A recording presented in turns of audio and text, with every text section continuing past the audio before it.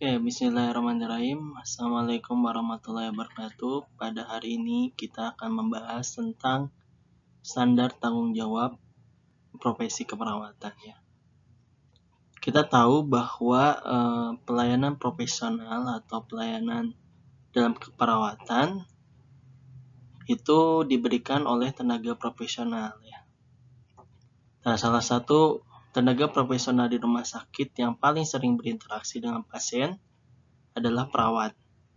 Perawat profesional merupakan perawat yang melaksanakan praktik keperawatan sesuai dengan standar kode etik profesi keperawatan yang dibuat oleh organisasi profesi. Nah, kita awali dengan pengertian asuhan keperawatan menurut Undang-Undang Keperawatan Nomor 38 Tahun 2014 mengatakan bahwa asuhan keperawatan adalah rangkaian interaksi perawat dengan klien dan lingkungannya untuk mencapai tujuan pemenuhan kebutuhan dan kemandirian klien dalam merawat dirinya. Sedangkan di dalam Undang-Undang Keperawatan 38 tahun 2014 itu terdapat pasal 30, nanti teman-teman bisa cari. Di dalam menjalankan tugas sebagai pemberi asuhan perawatan di bidang upaya kesehatan perorangan, perawat berwenang, maksudnya adalah perawat itu baik perawat yang di rumah sakit ataupun perawat yang melakukan pekerjaannya atau memberikan asuhan perawatan baik di rumah sakit, di komunitas misalnya atau di klinik ataupun dimanapun ya, selama dia memberikan asuhan perawatan, maka kita bisa melihatnya yaitu pertama melakukan pengkajian keperawatan secara holistik ya, atau secara menyeluruh baik bio, fisiko, sosio, dan spiritual ya. Menetapkan diagnosis keperawatan, yaitu udah melakukannya dengan analisa data ya, merujuknya kepada SDKI ya, Standar Diagnosa Keperawatan Indonesia yang sudah ditetapkan oleh organisasi profesi keperawatan. Lalu merencanakan tindakan perawatan, melaksanakan tindakan keperawatan ya sesuai dengan standar intervensi ya keperawatan. Lalu mengevaluasi hasil tindakan perawatan, kita bisa cek di standar luaran keperawatan Indonesia. Lalu melakukan rujukan, memberikan tindakan pada keadaan gawat darurat ya sesuai dengan kompetensi tentunya. Memberikan konsultasi keperawatan dan kolaborasi dengan dokter. Lalu melakukan penyuluhan kesehatan dan konseling, dan yang terakhir adalah melakukan penata laksanaan pemberian obat kepada kliennya. Jadi baik itu obat yang bebas maupun dengan resep tenaga medis ataupun obat bebas terbatas, itu perlu dilakukan kolaborasi ya. Karena tugas kita itu sudah jelas di dalam undang-undang ini bahwa saat kita memberikan obat itu harus dilakukan secara kolaborasi. Lalu standar profesi ya. Nah, kita bahas dulu bahwa menurut Undang-Undang Republik Indonesia Nomor 44 Tahun 2009 ya, di pasal 13 ayat 3 tentang rumah sakit mengatakan bahwa setiap tenaga kesehatan yang bekerja di rumah sakit harus bekerja sesuai dengan standar profesi ya. Standar pelayanan rumah sakit, lalu standar prosedur operasional yang berlaku, lalu etika profesi, menghormati hak pasien, dan mengutamakan keselamatan pasien. Ya, salah satunya batang tubuh etika profesi keperawatan yang dikeluarkan oleh PPNI adalah tanggung jawab perawat terhadap profesi. Nah, yang nanti di slide berikutnya itu akan dibahas ya. Lalu selanjutnya, di dalam Undang-Undang 36 tahun 2014 dijelaskan bahwa standar profesi itu adalah batasan kemampuan minimal berupa pengetahuan, keterampilan, dan perilaku profesional yang harus dikuasai dan dimiliki oleh seorang individu untuk dapat melakukan kegiatan profesionalnya pada masyarakat secara mandiri yang dibuat oleh organisasi profesi bidang kesehatan ya. Jadi ini standar profesi ya, nanti teman-teman ada tugas untuk mencari Undang-Undang 36 tahun 2014 ya, berkaitan dengan tenaga kesehatan. Lalu standar pelayanan profesi ya dijelaskan definisinya adalah pedoman yang diikuti oleh tenaga kesehatan dalam melakukan pelayanan kesehatan. Lalu ada standar prosedur operasional, ya suatu perangkat instruksi atau langkah-langkah yang dibakukan untuk menyelesaikan proses kerja rutin tertentu dengan memberikan langkah yang benar, terbaik, berdasarkan konsensus bersama untuk melaksanakan berbagai kegiatan dan fungsi pelayanan yang dibuat oleh fasilitas pelayanan kesehatan berdasarkan standar profesi. Alhamdulillah sekarang PPNI sudah mengeluarkan SOP ya, standar personal operasional ya, sudah dijual juga bukunya. Itu lengkap ya. Ada di dalamnya mengandung juga STKI, SLKI dan SIKI, maksudnya ada diagnosanya, ada luarannya, ada intervensinya ya, sehingga prosedur atau langkah-langkah dalam bekerja itu sudah ada dan mudah-mudahan itu menjadi standar ya, standar semua perawat di Indonesia. Nah, tanggung jawab profesi keperawatan dalam pendokumentasian perawatan ini mungkin sudah dibahas ya di pertemuan kemarin ya. Nah, kita masuk di dalam buku Porter M. Perry ya, Fundamental of Nursing. Ya, standar pelayanan profesional itu ya berkaitan dengan pertama kualitas praktik. Lalu evaluasi praktik ya.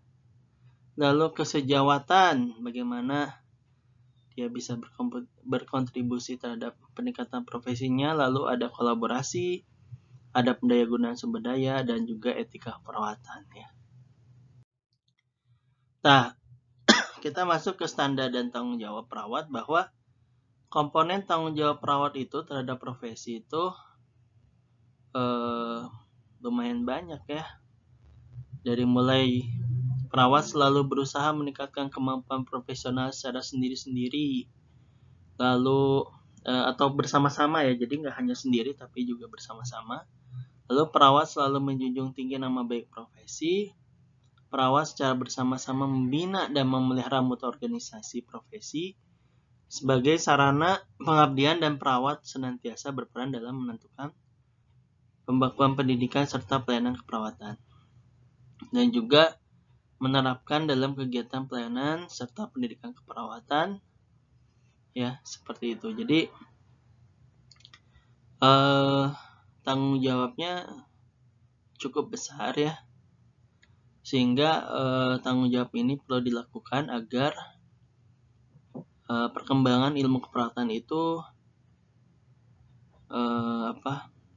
terus berkembang ya, terus berkembang, dan juga dapat meningkatkan mutu asuhan keperawatan.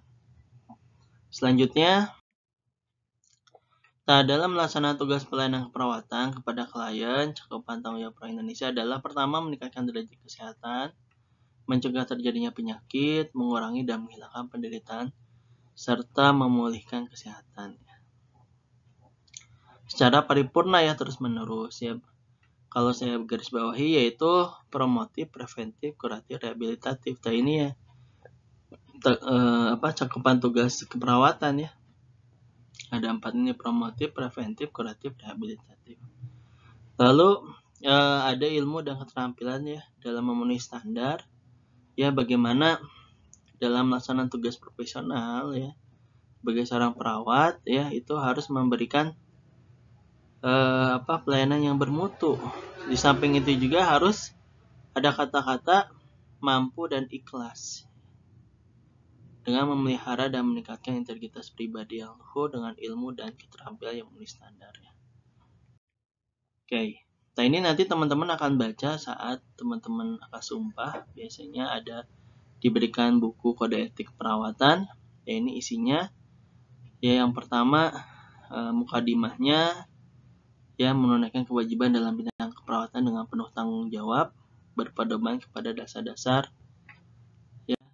Yang pertama perawat dan klien ya, ini bagaimana tanggung jawab perawat dan klien itu menghargai harkat dan martabat manusia ya, Lalu perawat dalam memberikan pelayanan kepada senantiasa melihara suasana lingkungan yang menghormati nilai-nilai budaya, ada istiadat, kelangsungan hidup beragama dan dari kelahirannya.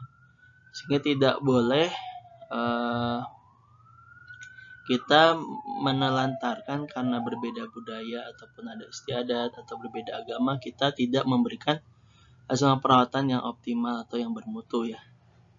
Yang ketiga, tanggung jawab utama adalah memberikan asuhan perawatan ya. Lalu perawat wajib merahasiakan segala sesuatu yang diketahui yang berhubungan dengan tugas ya, yang berkaitan dengan klien dan apabila dibutuhkan maka bisa diceritakan atau disampaikan asalkan berkaitan dengan ketentuan hukum yang berlaku. Lalu perawat dan praktek ya, ini juga penting bagaimana perawat itu harus terus menerus meningkatkan kompetensi di bidang perawatan. Makanya nanti ketika teman-teman lulus uji kompetensi bisa mendaftar untuk mendapatkan STR ya, surat tanda registrasi untuk teman-teman praktek gitu ya, praktek di rumah sakit ataupun praktek mandiri itu perlu ada SIP juga, tapi minimal STR itu diperlukan saat teman-teman melamar kerja sebagai seorang perawat, dan ketika teman-teman mau memperpanjang lagi itu membutuhkan SKP ya. Jadi teman-teman harus ikut seminar atau pelatihan yang ada SKP PPNI-nya ya. Maka diwajibkan untuk terus-menerus memelihara dan meningkatkan kompetensi. Kedua, memelihara mutu pelayanan keperawatan. Dan yang ketiga, membuat keputusan ya. Selanjutnya, perawat dan masyarakat, bahwa perawat itu harus bertanggung jawab bersama masyarakat dalam memperkasai dan mendukung berbagai kegiatan dalam memenuhi kebutuhan kesehatan masyarakat ya. Jadi perawat yang di komunitas, yang di puskesmas ya. Bahkan sekarang banyak program kayak community mental health nursing kalau di Kelurahan Jiwa, desa siaga sehat jiwa, atau misalnya banyak program-program desa yang itu mendukung dalam kebutuhan kesehatan masyarakat. Lalu perawat dan teman sejawat ya, sesama teman sejawat ya, itu senantiasa memelihara hubungan yang baik gitu ya. Apalagi sesama perawat harus saling mendukung, saling menciptakan suasana yang nyaman saat bekerja gitu, tidak saling menyalahkan atau tidak saling menghujat dan lain sebagainya. Yang kedua, perawat juga harus melindungi klien dari tenaga kesehatan yang memberikan pelayanan kesehatan secara tidak kompeten, tidak etis, dan ilegal. Jadi kita juga harus sebagai seorang perawat, ketika ada yang teman sejawat itu melakukan tindakannya yang tidak sesuai gitu ya, atau tidak, bahkan mungkin membahayakan si pasien atau klien, maka kita wajib untuk bertindak yang dapat melindungi klien gitu dari tindakan-tindakan yang tidak etis, ilegal, dan tidak kompeten ya. Dan ini perawat dan profesi adalah kita sebenarnya harus mengikuti standar pendidikan dan pelayanan keperawatan gitu ya. Jadi ketika misalnya PPNI mengeluarkan SDKI, SLKI, SIK, dan juga SOP gitu ya, kita harus ikut gitu, ikut belajar, ikut memahami, ikut melaksanakannya gitu ya di lapangan seperti apa, kita mengikuti itu gitu sehingga standarnya sama gitu ya. Lalu kegiatan pengembangan profesi keperawatan berperan aktif ya. Lalu juga perawat berpartisipasi aktif dalam upaya profesi dalam membangun dan memelihara kondisi kerja yang kondusif, sehingga terciptanya asuhan yang bermutu tinggi ya. Mungkin itu sekian dari saya. Terima kasih banyak. Mohon apabila ada kekurangan. Wabillahi taufiq wal hidayah. Wassalamualaikum warahmatullahi wabarakatuh.